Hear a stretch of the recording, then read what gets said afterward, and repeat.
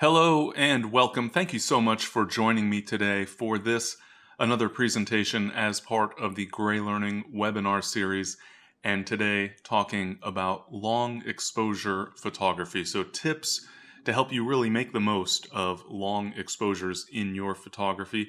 And we'll talk both about some of the more technical aspects of long exposure as well as some of the more creative considerations as well. As I imagine most of you are well aware, I'm Tim Gray, your host today for this presentation. And, normally I would be traveling around the world, capturing photos. This is an image of me in southwestern Australia a while back. And of course, like essentially all of us, not traveling at the moment, but hoping to get back to that traveling for my photography again soon. But in the meantime, trying to make the most of this time that we have without the travel. And today, talking about long exposures, my introduction to long exposure photography was really quite by accident. I know some of you are aware, I've talked in the past about getting my start in photography, in quote-unquote real photography, in high school with a high school photography class. And I think probably my first long exposure would have been not even realizing what it was, pressing that shutter release button and hearing that long version of the shutter instead of the sort of quick click click, that click and then click. And so realizing something unusual had happened, and then of course seeing the film after it was developed. And that was one of the challenges of photography in those days of film. I know many of us got our start with film and you didn't really know what you had until it was too late, essentially, till you went and processed your film. And fortunately with digital, we have a little bit more control over that. So we'll talk about some of those issues, of course, related to controlling our long exposures here today. Before we do get started, I want to give a shout out to Tamron once again. Thanks to Tamron for sponsoring the GreyLearning webinar series, for making these presentations possible. Thank you very much. And be sure to check out some of their other video presentations on the Tamron YouTube channel at youtube.com/TamronVids. And during today's presentation, if you have questions, so you should see a screen something like this in front of you. Over to the right, you'll see a little question mark in a thought bubble. You can click on that to expand the right side where you can type in questions if you've got any questions along the way, or tips that I might have missed along the way. If I skip over something that you think is a great tip for long exposure photography, let me know and I'll be happy to share that as well. But on we go now to the top tips, my top tips at least, for long exposure photography. And the first one, naturally, I'll bet you can guess, and it's an obvious one, and that would be to use a tripod. The most obvious tip ever when it comes to long exposure photography.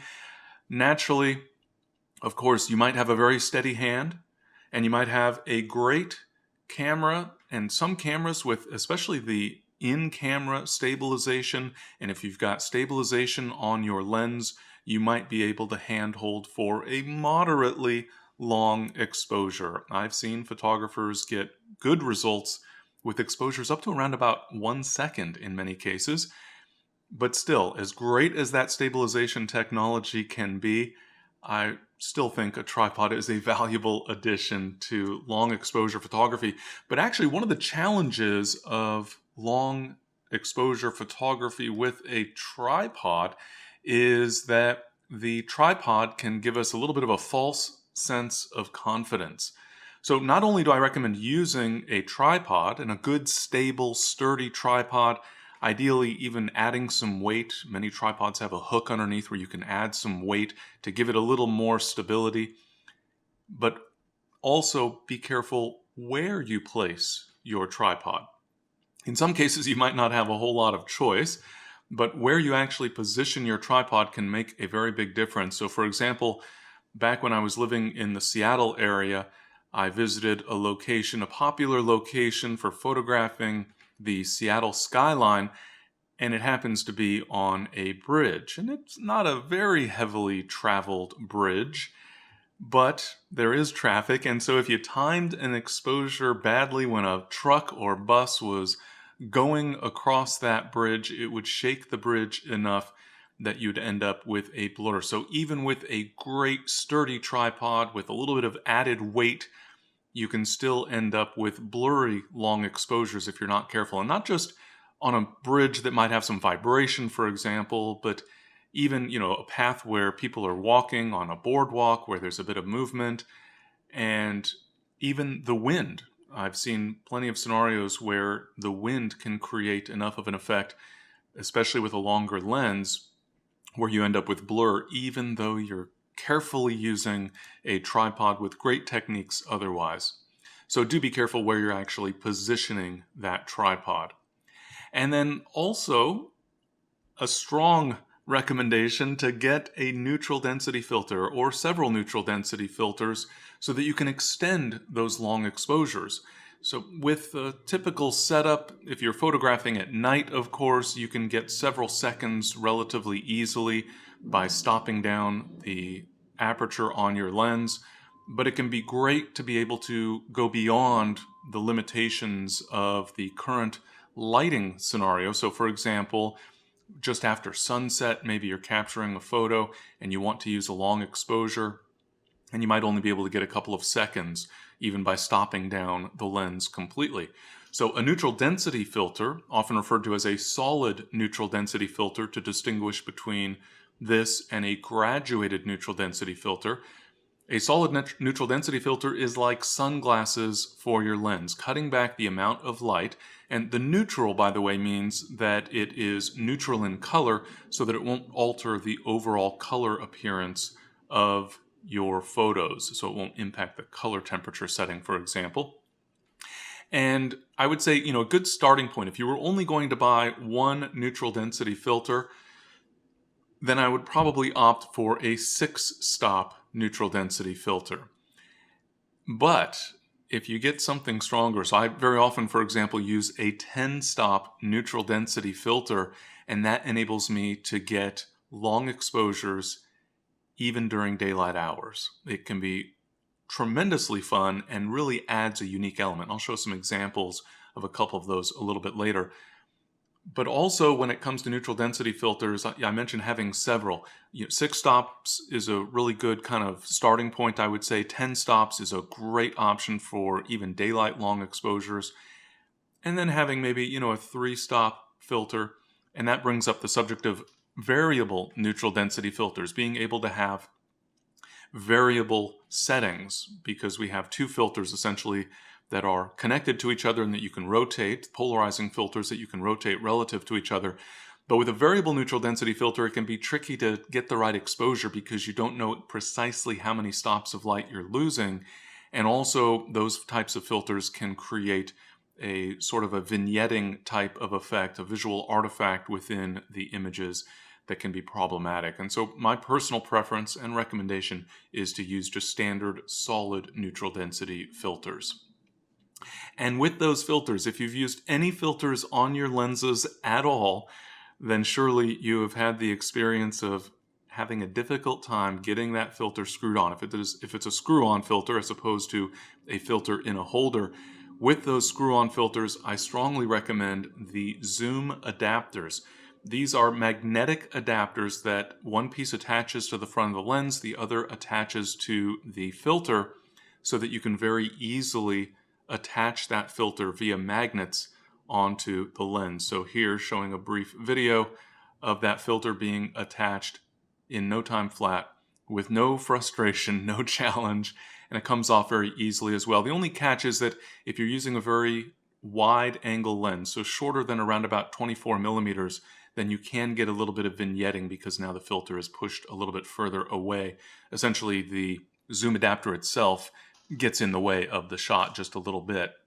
But I have found these to be tremendously helpful in my photography so that I can get everything set up, the composition and the overall settings for the shot, then attach that neutral density filter, adjust the exposure accordingly, and capture the image. It makes it so much easier to work with filters in general, and especially with neutral density, where there's a good chance you're going to take those filters off and on somewhat frequently as you're adjusting your shot setup, your photography setup.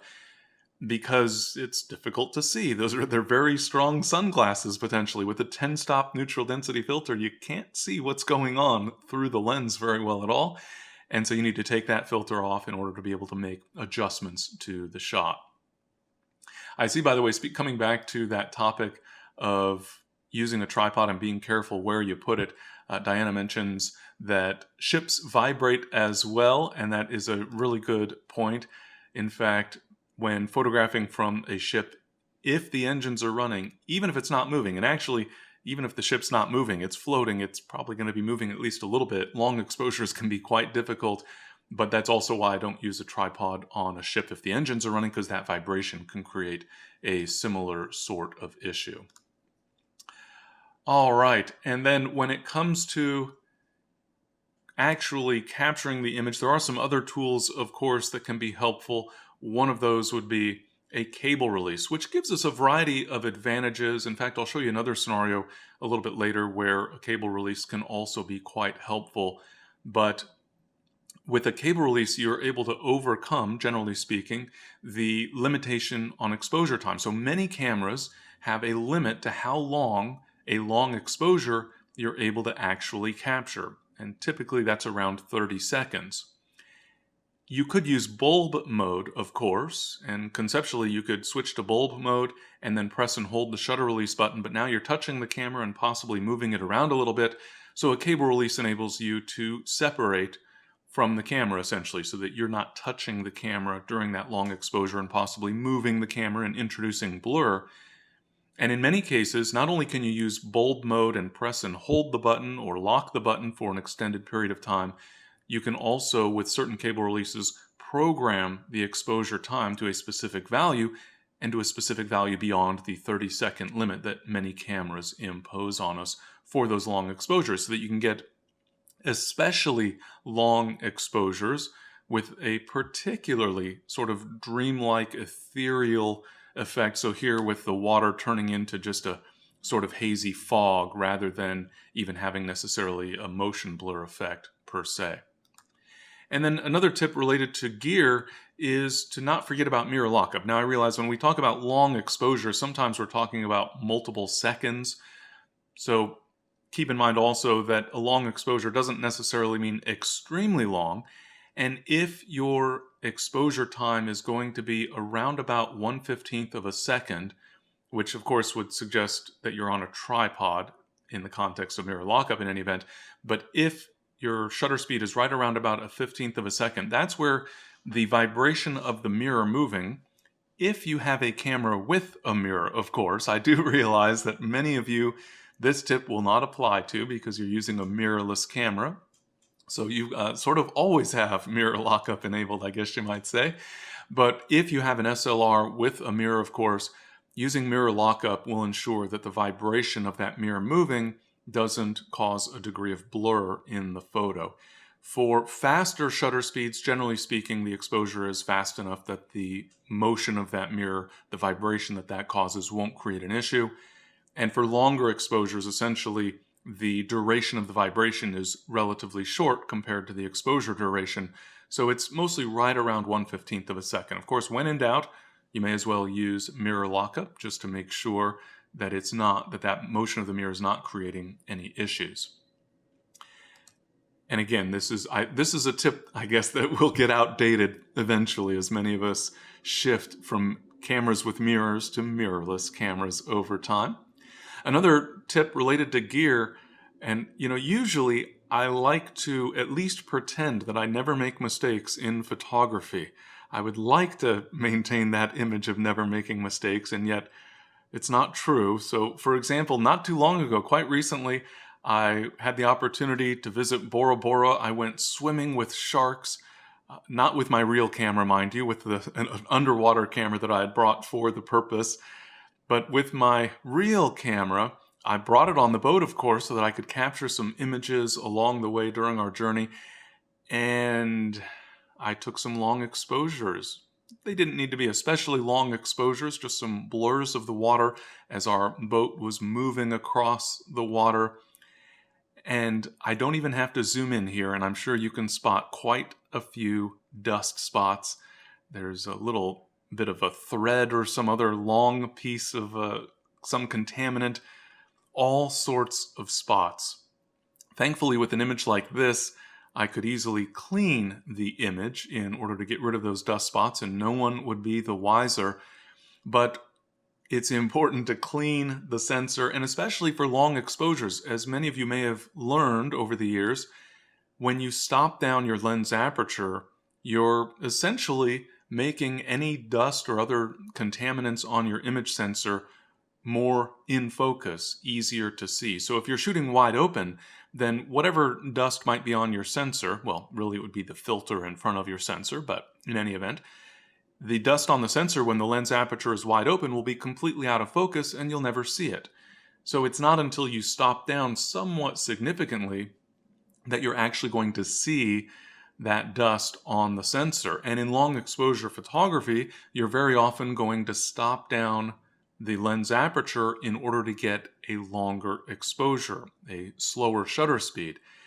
And so in essence, stopping down to get a longer exposure is also stopping down to show off any dust on your image sensor.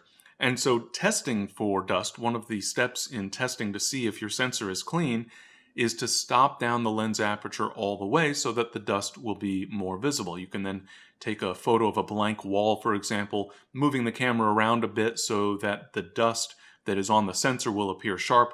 Spots on the wall will get blurred by that camera movement. And then you can see, such as with this example, which I wish I could say I faked in Photoshop, but this is really what my sensor looked like during this recent trip. And thankfully, I had sensor cleaning supplies with me, so I was able to take care of it. And fortunately, I've got some skills in Photoshop, so I could fix the photo. But the point is that you'll want to make sure that sensor is clean if you're going to be taking part in long exposure photography. And then I also recommend in general, and this sort of goes without saying in many respects, it might be sort of automatic, but to minimize the ISO setting as a general rule. So of course, when we're trying to get a longer exposure, we want to get often the longest exposure possible, or especially if the environment, the conditions are not especially dark, we're just trying to make the best of that situation to get a longer exposure. But also the ISO setting affects noise naturally, and so by reducing the ISO setting, we're not only enabling ourselves to get a longer exposure potentially, but also, perhaps more importantly, minimizing noise, which, as I'll talk about with the next tip, noise can be a significant consideration with long exposures. Of course, you also want to keep in mind that we don't necessarily want the longest exposure, and I'll talk more about that a little bit later from a creative standpoint. But for example, thinking about the lens. So this photo was captured, many of you maybe are familiar with this scene. This is from Piazzale Michelangelo in Florence in Italy, and this gives us a nice elevated viewpoint, a very popular view, however. And so even using a tripod, there's buses coming by all the time, full of tourists and people walking around. And so there's some degree of concern that the movement of a bus through the parking lot, for example, might cause a little bit of vibration. So not wanting to have an extremely long exposure. And so I actually increased the ISO setting for this photo up to 400 rather than the base level of 100 so that I could get an 8-second exposure, a nice exposure. It didn't need to be a long exposure in this case, but it was quite dark out, obviously, during blue hour. But I wanted to try to not overdo it. I was stopping down. Yes, I'm a big fan of starbursts. You can see the lights forming starburst patterns throughout the image here a little bit. And so I wanted to stop down to get that effect, but I wanted to try to mitigate that longer exposure so that I would hopefully minimize the risk of blur. And so this is also a good example of a long exposure that's out of necessity, not out of creativity. I wasn't trying to get any degree of motion blur in this case. Quite the contrary. I just wanted to get a good exposure under dark conditions.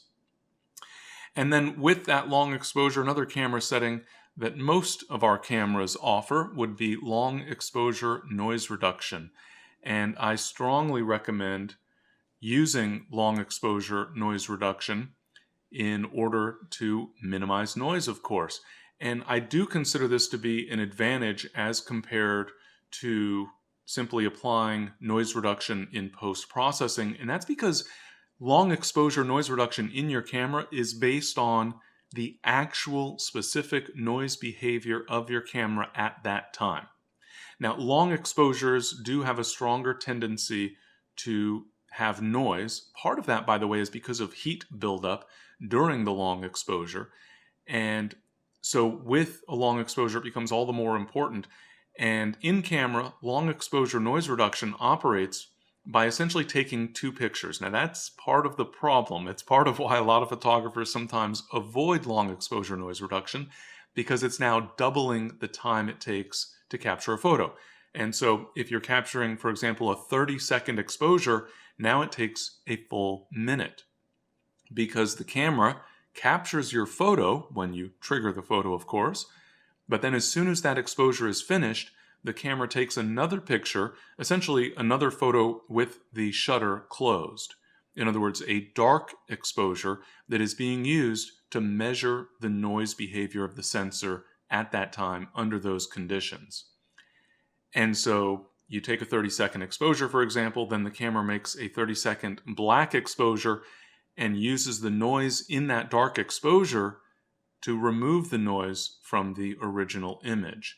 And I have found that that generally gives significantly better results in terms of noise reduction compared to post-processing. And speaking of noise as well as detail, that standard rule, I know many of us are already familiar with, the notion of expose to the right.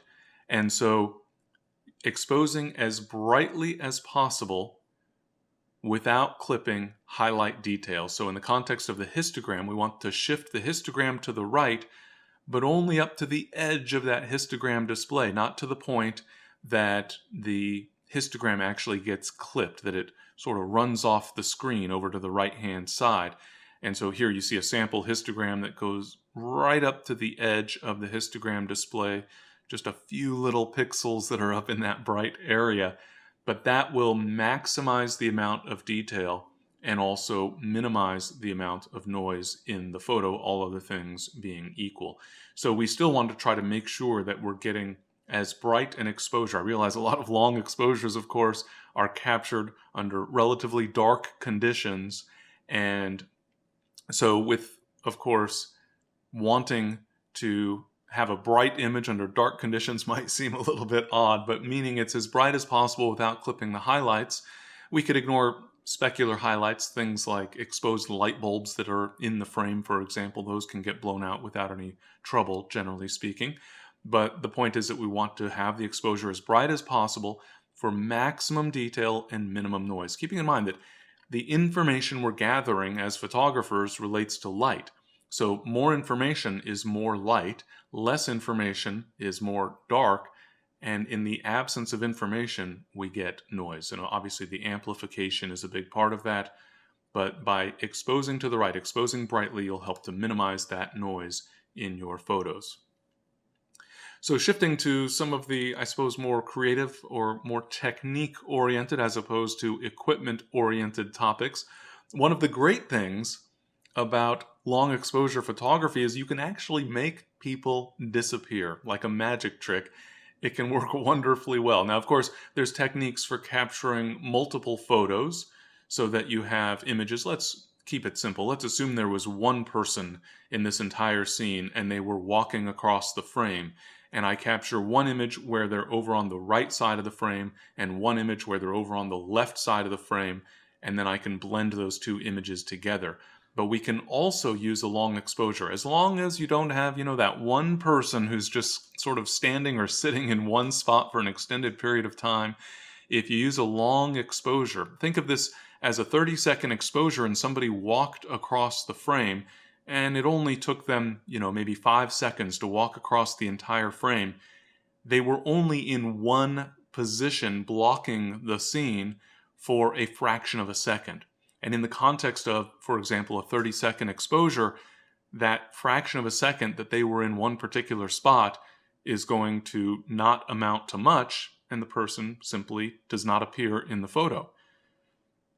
I'm sure, for example, you've seen photos where the person that's moving kind of gets to be a ghost that's blurred across the frame, but if the exposure is long enough, They're not even a ghost that is blurred across the frame. They actually just don't even appear in the photo at all. I think it's also important. So I do find that many photographers, when they get into a particular technique in photography, such as long exposures, they get so caught up in that technique that they forget about some of the other important concepts in photography. And so with long exposures, for example, be sure not to forget composition. Don't ignore composition with your long exposure photography. Long exposures can be really wonderful. They're creative, they're unique, they're eye-catching. If you show someone a photo of a waterfall where the motion is frozen, they're not likely to get super excited about that photo. And if you show them a photo of a waterfall where the water is blurred by a long exposure, suddenly they get very excited, because that's not necessarily exactly how we view the world. We don't really perceive the world exactly with a long exposure. And so that alone can make people get more excited about a photo. And as a photographer, the long exposure all by itself might make you a little more excited about photographing that scene.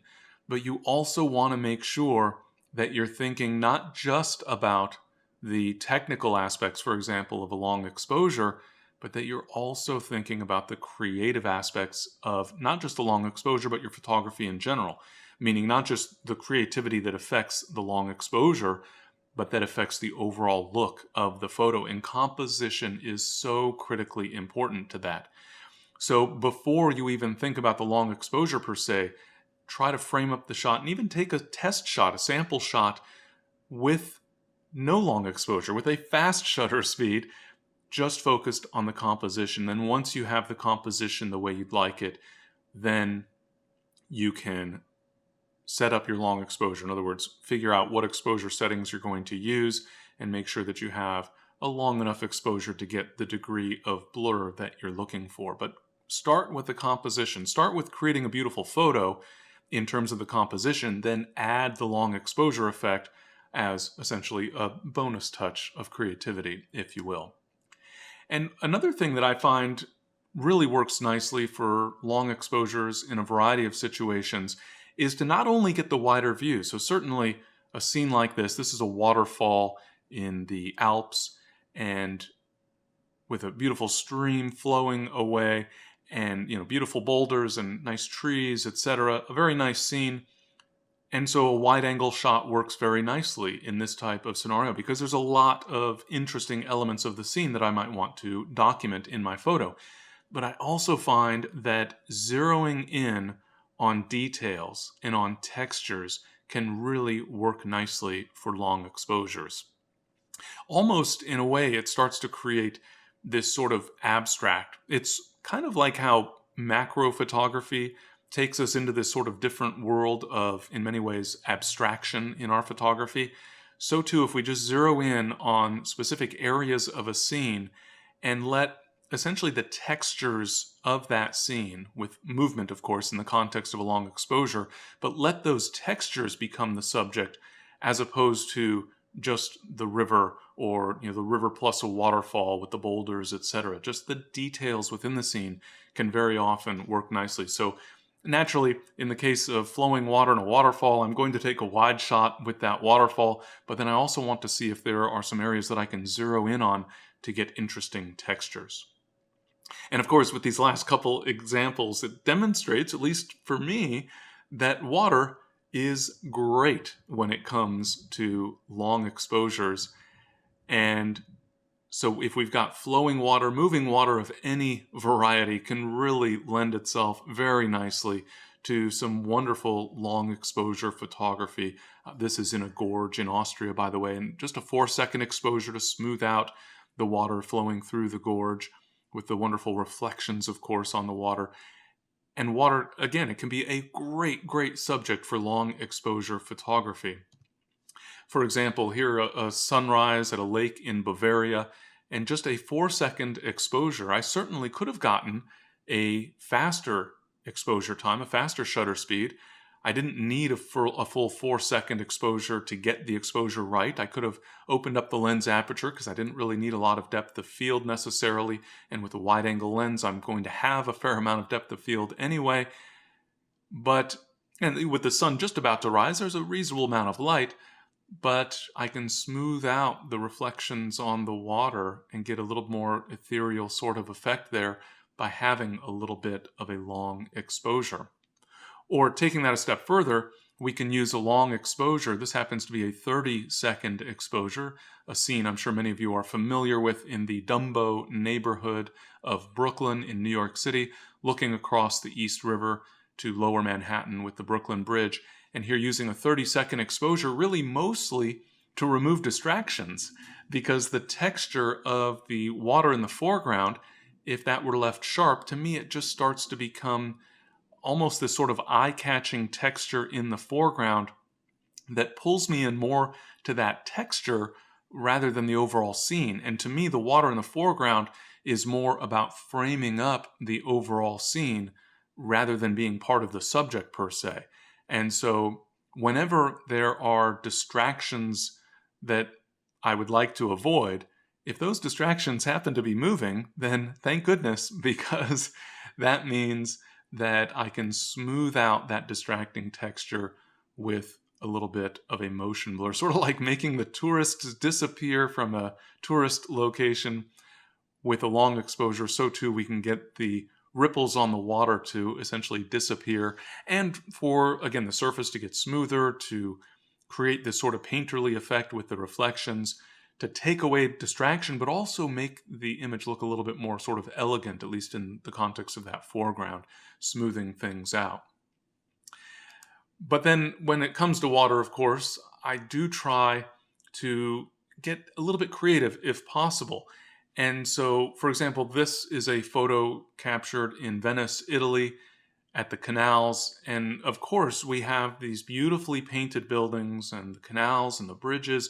There's so much to take in. And I know in that type of a scenario, many photographers, and this is a trap that I used to fall into myself quite a lot, I'm sure I still do to this day, but when there's a lot going on in the scene and you find it all interesting, to take a wide view and essentially to show the viewer sort of everything that you were experiencing in that location. But sometimes that becomes a distraction, and sometimes you can get a more interesting creative effect by, again, zeroing in on the details. So here, ignoring the building essentially, except that this is a photo that only includes the building, but it's the reflection of the building on the water. And using a long exposure to get this sort of painterly effect, which I think I like especially because I'm one who cannot paint, who cannot draw to save my life. I think that's part of the reason I took up photography in the first place. And so I'm a fan of creating these sort of painterly effects. And you certainly can use filters in Photoshop, for example, to create a variety of different painted effects for your photos. But if you've got a reflection in water, that alone can produce that type of effect with a long exposure. And depending on the water, it might not even take all that much of a long exposure. 1 second may be all you need, for example, to get a nice blur where the details start to get softened up and it becomes really more about color and patterns and texture and movement, and really reflecting the movement in the photo itself, as opposed to, as we so often do in various types of photography, freezing that movement. But it's been a lot of examples with water, and I know long exposure photography very often sort of is code word for photographing water, right? Because so much water that is moving provides great subjects for long exposures, but I think it can be very helpful to try to go beyond water. I know sometimes the long exposure is an afterthought, where we see a flowing stream and we say, oh wow, let me get a long exposure to blur the water, or a waterfall, let me blur that water, or even a crashing wave on a beach. A blurred effect can work very, very nicely. But if we start with the concept of long exposure, for example, if we think about where could I create a long exposure? Now, okay, granted, traffic lights are a little bit cliche as well when it comes to long exposure photography, but they became a cliche, I suppose, because they work. It really can create an interesting appearance for a photo. And so when I was leading a photo workshop in Rome, or preparing to lead a photo workshop in Rome a while back, I was trying to think, where can we do some long exposure so we can go out after dinner and capture some interesting shots? And of course, the Colosseum is a key subject. They've since closed off this road that goes in front of about, maybe a third of the way around or so, maybe more like halfway around the Colosseum. It's closed to general traffic, and so the only traffic you'll see there are buses, police cars, etc. So public service vehicles, I guess you could say. So there's a lot less traffic. You have to be a little more patient. But here, for example, a 6-second exposure so that we get the lights of a bus or two going through the scene during that exposure time to add just an interesting element. So yes, of course, we're going to use water as a key subject in long exposure photography, but hopefully we're going to go beyond water, and the next step might be lights in traffic, of course. But even going beyond that, so for example, on a trip to visit Seattle after I'd moved out of the area a while back, I noticed that the clouds had been moving, and I had this shot in mind for a while of having the clouds blurred. I know you can do it in Photoshop. I've seen many people blur clouds with a motion blur in Photoshop, but I like to do it the authentic way, if at all possible. And so framing up the Space Needle on a breezy day with scattered clouds so that we had mostly blue sky, but some clouds moving through, and in this case, using a 10-stop neutral density filter. So again, a very strong neutral density filter so that I can get longer exposures even during daylight hours. This is a 15-second exposure, obviously during daylight, made possible by that 10-stop neutral density filter. And it creates an interesting texture. And also, part of what I find interesting in a lot of long exposure photos is that notion of elements that weren't moving are sharp, are tack sharp, hopefully, and the elements that are moving are blurred. And so we get this sort of contrast of sharp versus blurred in addition to the other elements of the photo. And so anytime you've got scattered clouds that are moving reasonably quickly, and generally the way I define that is clouds where you can actually see that they're moving. You can clearly tell they're moving. There's no confusion, no ambiguity about whether or not those clouds are sitting in one place versus moving across the sky. Then if you can get somewhere around a 10-second exposure or so, it can work out very, very nicely. And even on an overcast day, it can smooth out to get a more interesting blurred, streaky texture in the clouds, those overcast clouds in the sky, as long as there is some texture to those clouds, as opposed to very smooth, sort of flat overcast. Also, when it comes to long exposure photography, of course, it varies a little bit, but in some cases, timing can be important. And so it's important to think about, is there a particular moment when I want to trigger the exposure? And so, for example, in this case, this is on 42nd Street in New York City, a colorful street in many ways. And I was leading a photo workshop and demonstrating concepts related to long exposures because we were going to be doing panning blurs, which I'll talk about a little bit later.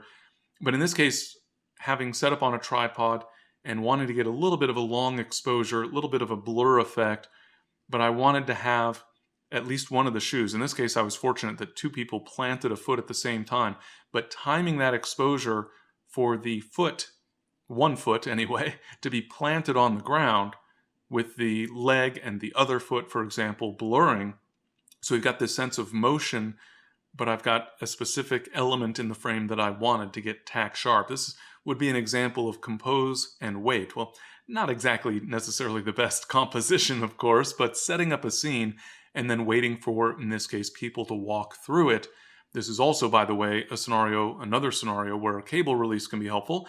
I've got the camera down low. I don't want to have to squat down there and wait for someone while I'm taking a picture, pressing the shutter release button. So standing comfortably instead, holding that cable release and triggering the exposure at the appropriate time.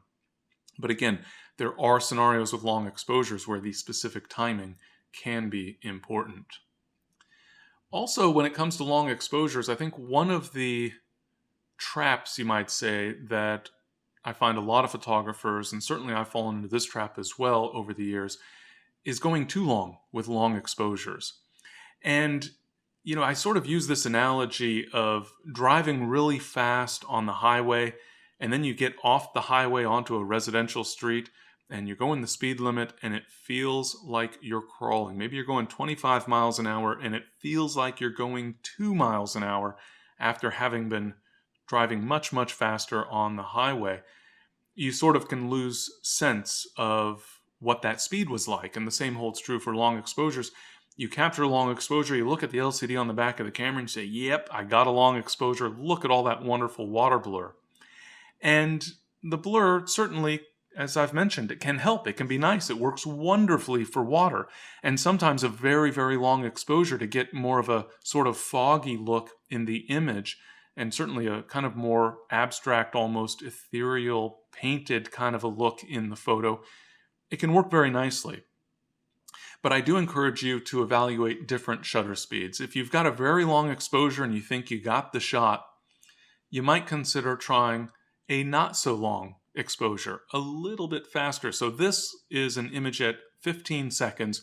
This is an alpine stream, and it was moving pretty quickly. And so 15 seconds really created a tremendous amount of blur. And for me personally, obviously, this is subjective. We all might have a different opinion here, but for me, this is too much blur.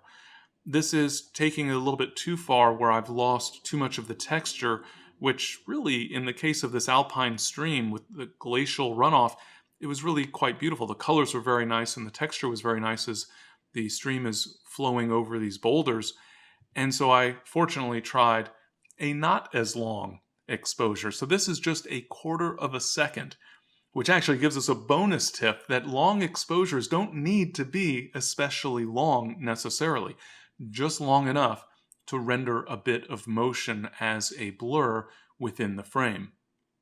But to me personally, this texture for the water works out nicely than the sort of extreme blur of the previous image. So here at 15 seconds versus a quarter of a second, and personally, I prefer the texture of the quarter of a second shot, at least in this case. There's certainly other examples where the longer exposure works very, very nicely. And so I think the key is to make sure that you're evaluating different possibilities in terms of the shutter speed for those long exposures, both just as practice as you get more familiar with long exposures and get a better sense of what it is that you prefer personally, but also because by their nature, it can be difficult to sort of predict what a long exposure is ultimately going to look like.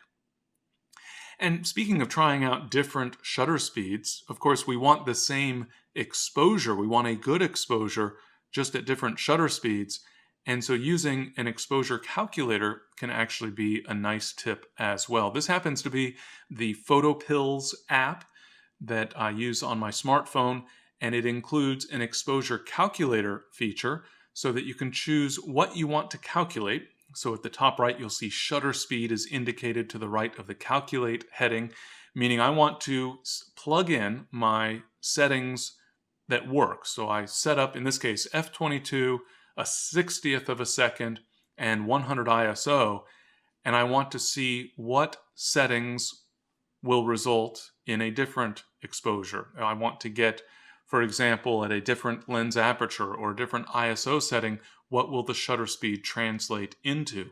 Or in this case, going back to that tip about using a solid neutral density filter, I can also plug in the neutral density filter value, so a 10-stop filter in this case, and it tells me exactly what the exposure should be, the shutter speed. So in this case, 17 seconds, which means I'd probably be dialing in 15 seconds on the camera since I don't have a 17-second option. But the point is that we can use this calculator to very easily determine, without mistakes, without having to count the clicks as we turn the dials on the camera, for example, we can determine exactly what setting to use. And related to this, in some ways at least, is to choose carefully what you're using for a shutter speed if you'll be photographing the night sky. So of course, at night, especially literally well after dark at night sky photography, you're probably going to have a long exposure no matter what you do. Unless you really raise that ISO to very, very high levels, you're probably going to be left with a long exposure, relatively speaking. And one of the key things I would say with night sky photography is that you either want real star trails across the sky that are very clearly star trails, or you want no star trails at all. You want the stars to appear as sharp dots, not as little streaks that look like they are blurred. And so you'll want to make sure you're using a short enough exposure if you don't want those streaks, or you'll want to make sure that you have a long enough exposure to get a decent amount of that blur, essentially, for the star trails.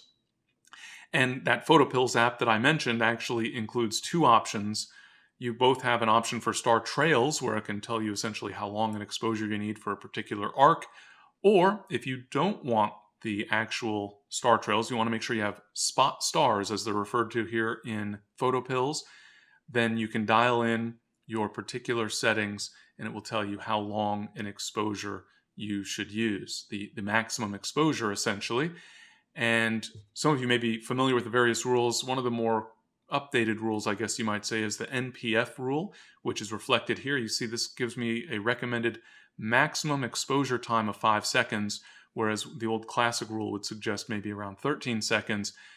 NPF, by the way, is number, pixel pitch, and focal length, with number being the lens aperture number. And so with this PhotoPills app, and there's other sources for this information, of course, you can calculate what the longest exposure ought to be in order to get a nice sharp version of stars with that relatively long exposure. Even at 5 seconds, with a 24mm lens in this case, you can achieve a photo where the stars appear as spots rather than blurred streaks. Or, of course, taking that even longer so that you actually get arcs from those stars. You get star trails rather than spots. And the wind. Embrace the wind. Well, that can be tricky sometimes, right? Because very often, here, for example, photographing canola, in this case in the Palouse region of eastern Washington state, generally I want absolutely no wind because it's already tricky enough to get a nice shot of these flowers when you need to set the focus often manually, and then a little breeze comes along and moves that stalk of flowers, and especially on a windy day. But actually, one of the things that I really encourage photographers to do is when you're faced with adversity, see if there's a way that you can turn that into a photographic opportunity. And so out in the Palouse during a photo workshop one year, we had an especially windy day, and it seemed like that was going to create problems for virtually all of our photos because we wanted the photos, of course, to be sharp, but we can also embrace that wind and let the wind essentially do a lot of the work for us. And in this case, moving the canola flowers around through the frame. And this, by the way, is just a half-second exposure. A half-second exposure created all this blur because it really was a gusty, windy day. And so really the wind is doing half the work for me. And so just setting up the shot, and of course with movement like this, it's so chaotic, you'll have to capture a fair number of images to find the one that you really like, but it can really work out very, very nicely. So again, creating opportunities out of what might seem like a challenge. I see the question, by the way, about that app that I mentioned for calculating exposure, both for star trails or spot stars, as well as just adjusting your exposure settings. And that is called PhotoPills, P-I-L-L-S, as in be sure to take your medicine, your pills in the morning. So PhotoPills, which is a really great app. And in fact, I'm currently working on a video course that covers PhotoPills that will be available in the GreyLearning library before too long. So stay tuned for that as well. Now, going beyond the movement that really, in this case, this particular photo, the wind-blown canola, obviously the subject was moving. And in most of the photos I've shared so far, it was the subject that was moving, the water that was flowing, the waterfall that was falling, etc. But also, it can be very helpful to move the camera. In this case, in a moving car. So this is at the end of a cross-country road trip when I drove from Seattle to New York City, and arriving in New York, going through the Lincoln Tunnel and capturing a little bit of a long exposure. Obviously, in a moving car, it doesn't take too long an exposure to get a blurred effect. But the point is, by moving the camera we can actually get some very interesting results. And so then it calls for, of course, getting creative with that camera movement.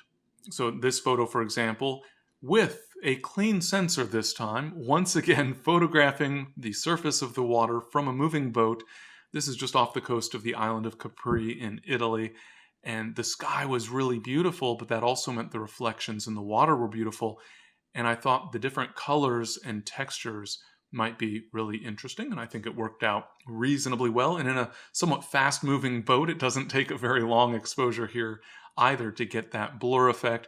And here, rotating the camera just a little bit so that the motion of the blur is going diagonal across the frame rather than straight across the frame, I think adds an element of interest as well. And then, of course, if we've got a moving subject, we can pan with that subject so that if we pan perfectly, then we can get a blurred background, but the subject still appears sharp. So this is at 1/10 of a second. And of course, if you've done any panning photography, you know that it takes a bit of precision with that pan. Here's the way I think about it. Pan as though the object you're panning with is attached to the lens. So here I'm playing with a little balsa glider in New York City, spinning on the corner. I know probably you automatically assumed that I was so quick with the camera that someone threw a glider and I was able to capture a photo as it flew by. No, I'm not that good when it comes to panning. I'm literally holding the balsa against the lens. Basically, the lens and wing are connected, touching, holding one against the other, so that literally I'm panning with the subject. Literally, that subject is not moving relative to my lens. Not only is it as though the subject were attached to the lens, the subject is literally attached to the lens in this case. But this is exactly what we're essentially aiming for, that we're panning with the subject so perfectly that it's as though they were attached to the lens, even if they're not. So panning with the taxi as though somehow there was a rod connecting the taxi to the lens so that we were not moving the camera relative to the taxi. It's just the background that is essentially moving. And so panning with the moving subject but for sure, it takes practice. It takes a bit of practice and a little bit of luck probably, but you want to pan with that moving subject so that essentially the subject is motionless relative to your lens, but the background is not. That said, as I was spinning on a corner in New York City, people looking at me oddly, capturing this motion blur with the balsa glider sharp in the foreground, the subject doesn't always have to be perfectly sharp. We don't always have to have perfect panning. Obviously, in many cases, the photo has much more impact if the subject is sharp and the background is blurred, but even if it's not perfect, so here a horse running on the beach, and of course, the horse and rider are moving in all directions, essentially, mostly right to left, but the legs are moving and the head's going up and down and the rider's going up and down, etc. And so even with perfect technique, there's going to be other motion blur, but that actually can work very nicely in terms of adding a clear sense of motion, showing that this is, really an action shot. So that as the horse is running on the beach, we can still see that it's a horse and rider running on the beach. And we can even tell it's a beach, but we've got that motion blur that adds an interesting element to the photo that takes it beyond just a photo of a horse running on the beach, and it makes it more of this sort of dynamic action shot. But even when the subject is not moving, you can pan with a non-moving subject. So here in a forest, panning vertically in this case. And I do find somehow that often with trees, especially if we've got some blue sky peeking through, that this sort of panning motion blur effect can work very nicely. So in this case, literally just initiating the exposure and tilting the camera upward. So panning upward in the same direction as the trees in this case, in a vertical line, so that I get these streaks, this sort of painted streaks type of effect, rather than just a photo of trees and leaves or what have you, with the sky peeking through in the background. So creating this sort of painterly texture type of effect. But even then, you might want to go beyond sort of what you might think of as the normal step of creativity, the first step of creativity, and take that in a little bit of a different direction, experiment a little bit. So in addition to just panning vertically, with the exact same subject going beyond a linear pan. So here, sort of doing an S-shaped pattern, I guess you could say, weaving the camera back and forth as I'm panning vertically, so that I now have this sort of S-curvy, and to me this really starts to get more reminiscent of painted brush strokes, so that the image really starts to take on more of the look of a painting rather than a photograph in many respects.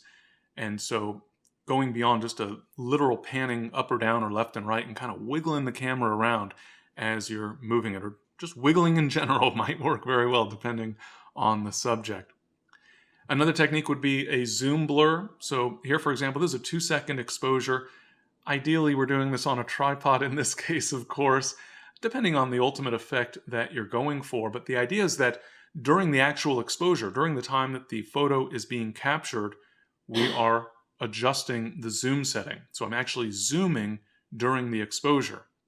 And in this particular case, actually only zooming during part of the exposure.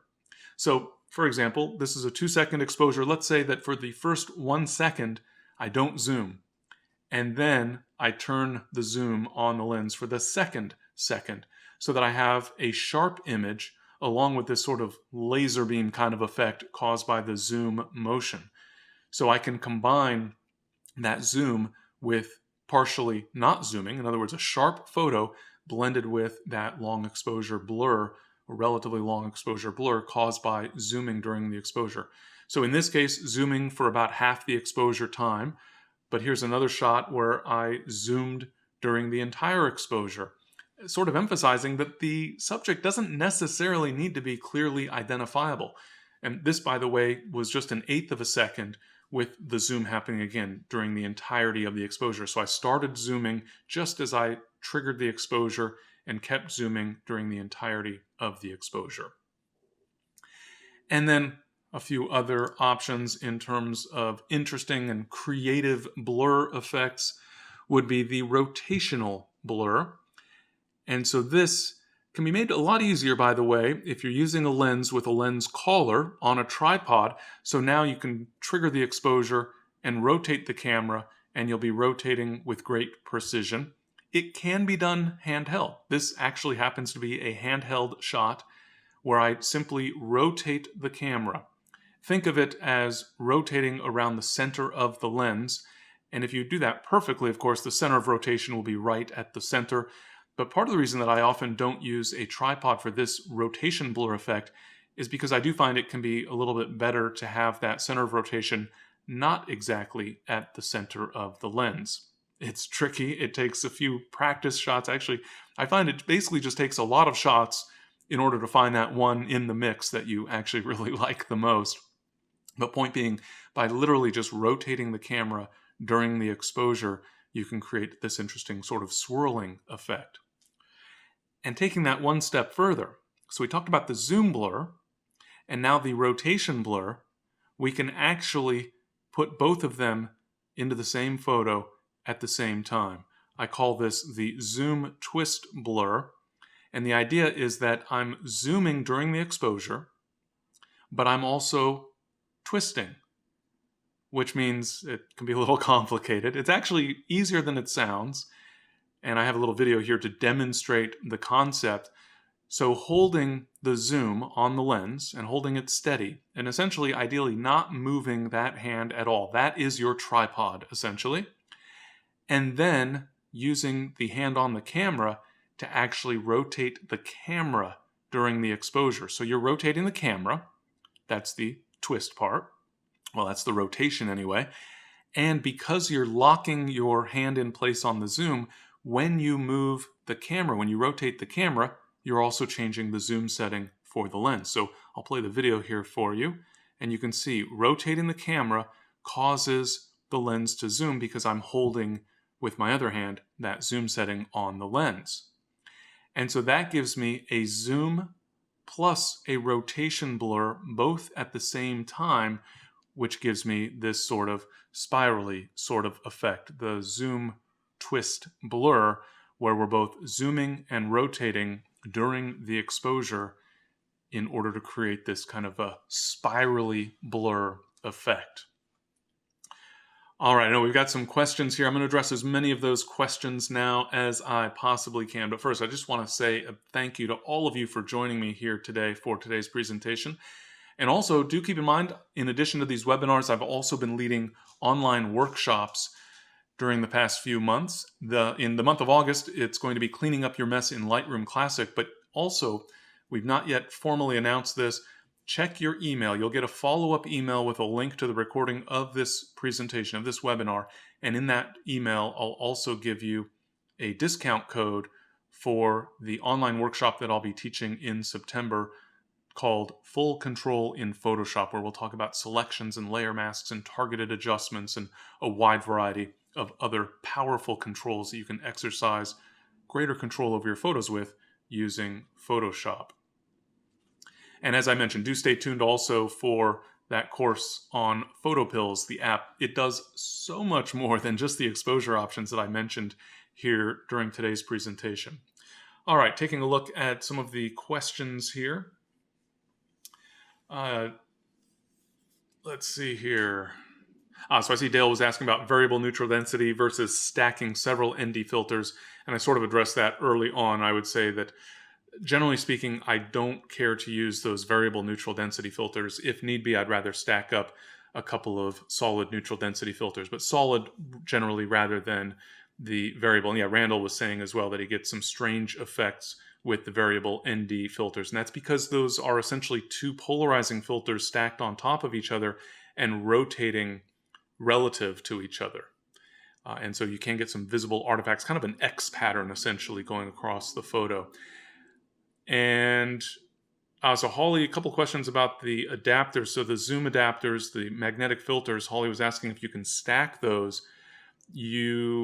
Not exactly. So you could have multiple filters potentially if you have filters that are threaded, so that you can stack multiple of those filters and put all of those on one adapter. But now you're really going to have an issue with some of the vignetting if you're using a wide angle lens. So you would have to be careful with that. And Sonia was also asking if those magnetic filters, the Xume adapters, can be used with other filters such as a polarizer. Yes, indeed, you absolutely can. In fact, I have used those Xume adapters. I have those attached now with all of my filters so that I can switch between filters so much more easily. And yes, I see Keith and Jay Allen both were asking about using image stabilization. Great tip that I did not mention.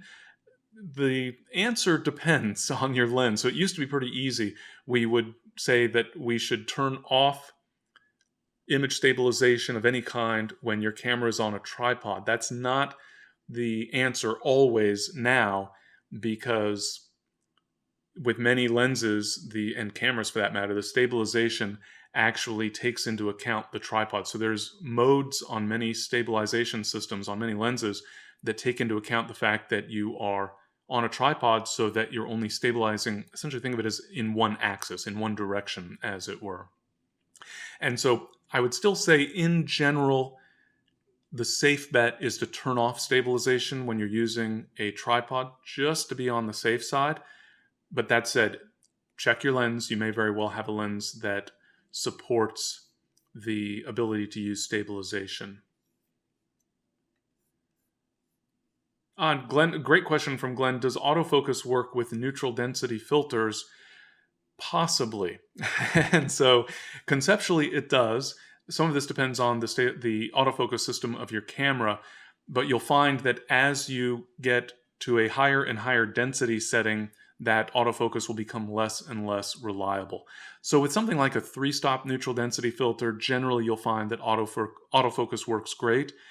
As we get up to 6 or especially like a 10-stop neutral density filter, it starts to become unreliable. And so that's another reason that I really like those Xume adapters, is I can set my focus with precision and then attach that filter, knowing that I've got a good sharp image. So Michael's asking about a moonrise over a cityscape and what would you recommend in terms of exposure. So first off, with the moon in the frame, I would keep my exposures relatively short. Use a relatively fast shutter speed. You might be surprised at just how quickly the moon really is moving across the sky. It doesn't seem like it, but in the context of a photo, especially with a longer lens.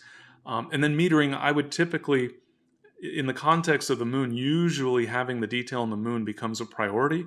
And for that reason, I generally recommend if you're going to photograph the moon, either it's only the moon in the shot, or if it's the moon in a landscape, that you're photographing when the moon is relatively low in the sky, so that the horizon helps to cut back, or the atmosphere, I should say, helps to cut back on the exposure for the moon.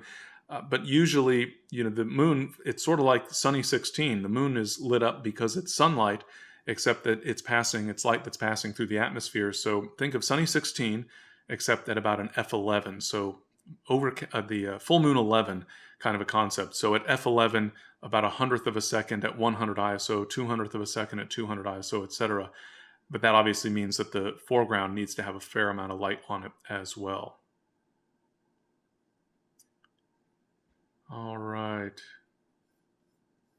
Yes, so Donna's mentioning that on a windy day, the camera strap can cause a blur. And yes, so I mentioned, taking advantage of the wind, but sometimes the wind causes problems. So with a long lens, with the lens hood on, the camera strap flapping around in the wind, when it is windy, you definitely need to be very, very careful. And yes, so David's asking about sensor cleaning. And yes, I use the sensor swabs to clean the sensor, and that really works very nicely. Many cameras have a built-in sensor cleaning feature, which can help as well, mostly helping in terms of dust that hasn't gotten stuck yet. And so making a point of keeping that sensor clean, but checking it periodically. So many cameras now, every time you turn the camera off, it might do the sensor cleaning effectively, which is just a ultrasonic vibration of the sensor. And that can help, but once anything gets stuck with moisture, for example, then you're really going to need to clean that sensor. I do clean my own sensor. I don't really recommend it, except that it's cheaper and faster to just do it yourself. There is a risk of damage, and if you damage the filter on the front of your image sensor or damage any of the components inside, it can very quickly be more expensive to repair the camera than to buy a replacement camera. So Ron's asking if it's best to have the sensor professionally cleaned. Yes, as a general rule, I would say that is the case. And generally, you can find that your camera manufacturer offers services for exactly that purpose, camera repairs as well as sensor cleaning. All right. So Jerry's asking about reciprocity failure. Is the sensor completely linear in its response? It is not. So it's not quite the same as with film, but image sensors do have some degree of that simply based on their response to light.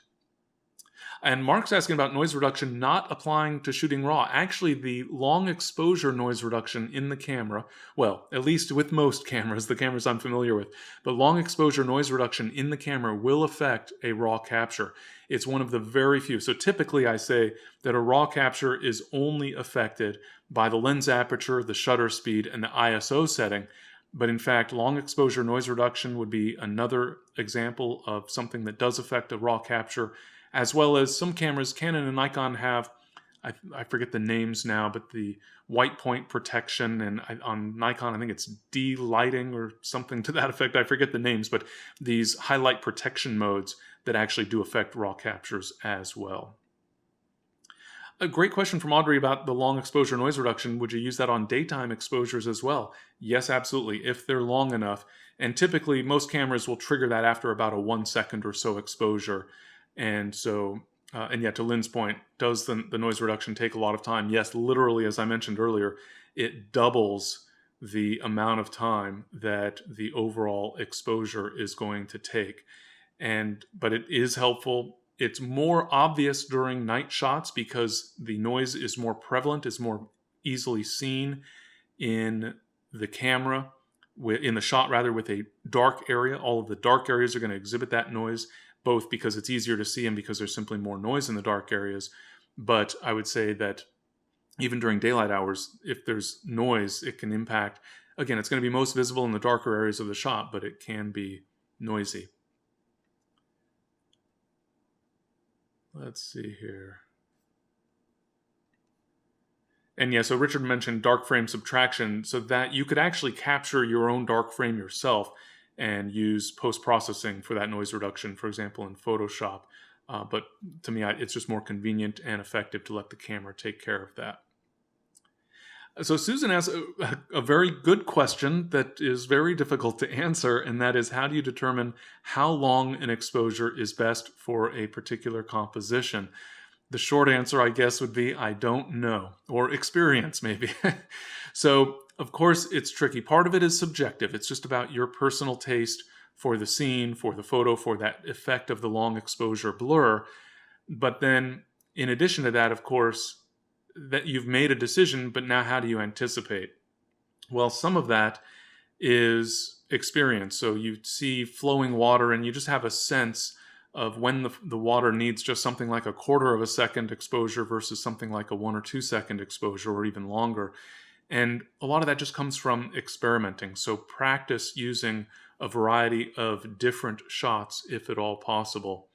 And so being able to capture, images with different settings, evaluate them later, decide what works best, and eventually you'll start to realize, I don't need to capture a 30-second exposure of that flowing water because I never picked that one as my favorite.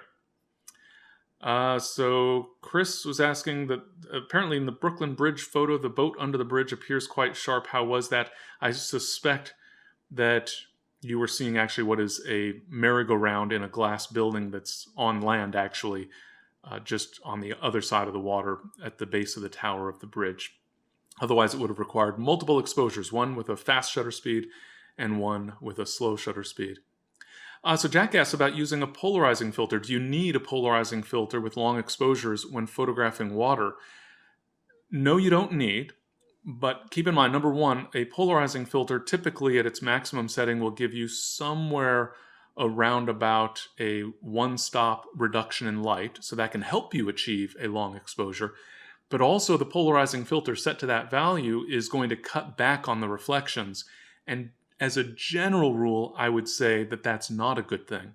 And so generally, I would not want to use a polarizing filter with a long exposure photographing water because I like having the reflections on the water. And of course, with the water moving, or at least some movement on the surface of the water, that's going to blur those reflections, but I want the reflections there to be actually blurred, if at all possible.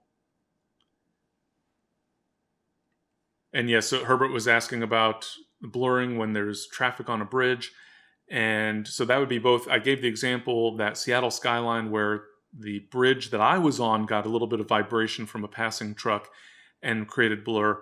There's also the potential that, for the example, the Brooklyn Bridge shot, that you might have an issue with vibration from traffic on the bridge. But assuming that you're not on the bridge and assuming that the bridge is at a bit of a distance, that motion is going to be relatively minimal, relatively tiny in the context of the frame of your photo. Jill asks about recommended neutral density filter brands. I've had really great success with B+W filters. That's the brand that I happen to use. That's just the brand I happen to use, and I've had good experience with. I've used a variety of other brands as well, and quite frankly, in the days of digital, I don't want to say that quality doesn't matter, but obviously number one is the quality of the glass for the filter so that you get a good sharp result, so it's not softening up your image. But one of the main issues of neutral density filters, as I mentioned, the neutral in neutral density relates to being color neutral, but that's much more of an issue with film photography than it is with color, because we have so much flexibility, especially with raw capture, being able to fine-tune the color after the fact. And so there's some degree of, variability in that, but as a general rule, the neutral aspect isn't important. And honestly, with any of the commonly available, the popular brands, as it were, of neutral density filters, I would expect great results. So a couple questions about panning. One is turning off image stabilization when panning. And that certainly, depending on the exposure, it can be helpful. If the stabilization is turned on, you sometimes can get some odd artifacts and blur because the lens is trying to correct for that motion. So similar to being on a tripod where you don't want to introduce that motion, you also may want to turn off stabilization when panning. It usually is a minor effect, but it can be an issue. Joan's asking about if there's an f-stop that works best when panning. Not especially. With a panning shot, depth of field usually becomes less important because you only need your subject to be in focus. Even if the background is in focus because of lots of depth of field, it's going to be blurred based on the motion blur, of course. And so usually you can stop down pretty far in order to get a long enough exposure time. But I would say if you need to open up a little bit so that the exposure time isn't too much, that's usually fine as long as that's not going to create too narrow a depth of field for your key subject. And Dave's asking about the wind blur shot, which was at a half a second, I believe, and asking if a neutral density would have been necessary. And yes, on a sunny day, to get a half second, you're typically, with most setups, even stop down to the minimum aperture size, which on many lenses, for example, would be like an f/22 aperture setting. You're probably not going to be able to get a half second exposure unless it's an overcast day. And that particular scenario was on a sunny day. And I believe in that case, I was using a 6-stop neutral density filter just to give me that flexibility. Keep in mind, by the way, that with a neutral density filter that's too strong, you can end up with an exposure that's too long, but you can always just increase the ISO setting, for example, or open up the lens aperture. So we do have some variability, essentially, even with a solid neutral density filter, by virtue of being able to adjust some of the other exposure settings. And then Danelle's asking about the tree panning. Do you start at the bottom and go up? I usually find it easier to move my way upward rather than downward, and partly because it's just easier then to make sure that I've got larger details in the foreground at the beginning of my exposure, and also because it's harder to predict where I'm going to end rather than where I'm going to begin with those long exposures, timing it with the longer exposure, timing it with the overall time of that exposure. And Charles asks, this is a topic I've talked about in the past since I do commonly photograph crop dusters out in the Palouse region of eastern Washington state, but asking about the motion blur for propellers of aircraft. And actually, commonly photographers make the mistake when photographing airplanes to use a very fast shutter speed because the airplane is moving fast. Well, that works great for a jet, but for a propeller-driven airplane, that looks a bit odd because now the propeller's not turning in your photo if you've used too fast a shutter speed. The optimal speed in terms of shutter speed will vary depending on the particular airplane. But with, for example, turboprop airplanes, they're using essentially amounts to a jet engine, a turbojet engine to turn the propeller. They're usually turning quite quickly, so somewhere around a 2/50th of a second shutter speed would be about the fastest you'd want to use. In that case, some aircraft have propellers that are turning a bit slower, and so you might need a little bit of a longer exposure time. But somewhere around 125th to 2/50th of a second generally works well on most propeller-driven planes in terms of ensuring that you're able to get a sharp image panning with the plane, for example, but with some blur in that propeller. And Donna says, are you concerned? Do you worry about light contamination through the eyepiece in long exposures? And that depends a little bit on the camera. The general answer is yes. That would have been a good tip to mention, actually. And in fact, that's why many camera straps actually have this funny looking little piece of rubber or plastic that you might not have ever known what it was. It actually fits into the eyepiece. If you take the eyepiece off, you've got a couple of slots there typically, and you can actually then insert that little piece that is attached to, in many cases, your camera strap to cover up the eyepiece. And the idea is to not allow light to come in to the eyepiece during the long exposure. So if it's daylight, for example, or if you have, even at night, you have bright lights maybe behind you, that can contaminate. That can actually create essentially sort of like a lens flare type of effect or a light leak type of effect. I actually have tested this with several of the cameras that I have owned, going so far as to take a bright flashlight and shine it into the eyepiece, and I've not been able to create this effect. So some cameras have what amounts to an internal mechanism to block that light, but I have seen the results firsthand from other photographers who have cameras where that's not the case. So you could certainly test that out by shining a light, but when in doubt, if there's bright light, if it's a daylight shot or if there's bright lights behind you, certainly can be a good idea just to be on the safe side to cover up that eyepiece to block any light from coming in. And so Mark was asking, how soon can one retake a photo given heat buildup with long exposures? And that depends. If it's nice and cold out, if you're photographing after dark, then probably that camera will cool down reasonably quickly. I would say on the order of, a minute or two. But if it's warm, warm, humid night, then it can take a lot longer for that heat to dissipate. I wouldn't let that cause you to miss the shot. But if at all possible, if you can keep that camera cool, heat buildup can really contribute significantly to noise in your photos for sure. All right. So Danelle's asking, so one of with the calculator for, I forget which shot that was, but one of the shots earlier where I gave the calculation with PhotoPills, that app, with a 10-stop neutral density filter, the suggestion was a 17-second exposure. And so Danelle's asking if I could get that exact value using bulb mode. And yes, I absolutely could. You could either program, if you have a cable release that enables you to program the exposure time, you can program those with some precision, including to the second. Or if you just use bulb mode and press and hold or lock the button and time it yourself for 17 seconds, that absolutely is possible. And with regard to in-camera noise reduction, Roxanne's asking if that'd be recommended for bracketed shots. Yes, unless that is going to create a problem in terms of that additional time frame where you now have too much time in between the shots and the scene, whatever's moving in the scene is changing a little bit too much. And Sonia asks, how do you keep the camera still if you're moving the zoom for a zoom blur very carefully? So what I would typically do is I kind of plant a hand on top of the camera to stabilize the overall setup while zooming during the exposure. As I mentioned, though, also if we, using a lens collar to rotate during the exposure, for using the rotation, that also can be helpful in terms of then kind of bracing underneath the collar mount. I find can be a little bit easier in terms of getting stability, basically sort of holding the top of the tripod, essentially. And then Dave's asking, does it matter if you zoom in or out with the zoom and rotation blurs? Nope, same basic concept, just going in the opposite direction.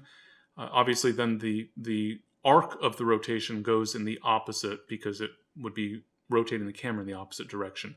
But I don't consider that to be a major concern. Meaning it's just different. It's not different, good or bad. It's just different. And so, yeah, Jim's asking, so I mentioned that most cameras, it's somewhere around 1 second and beyond is where they trigger long exposure noise reduction. Is it needed at that duration? It becomes more important for the longer exposure. So 30 seconds, it's much more important than a 10-second exposure.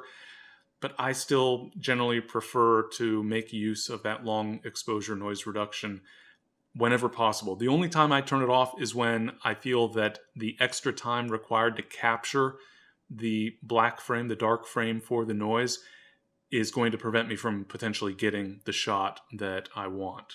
So the overall, the effect can be an issue there. So let's see here. Paul's saying, the noise obviously can be an issue. So I would rather, obviously I don't want to miss the shot.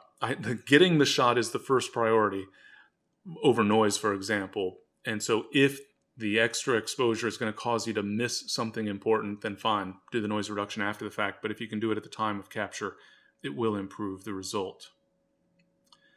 And yeah, Paul mentions getting a big X when using neutral density filters. I'm guessing that is a variable ND filter, and that's just a byproduct of the filter itself. And then also, good point, actually. I could have mentioned that. I mentioned using a cable release for a couple of different benefits, but part of that is not imparting motion to the camera, but when pushing the shutter release button.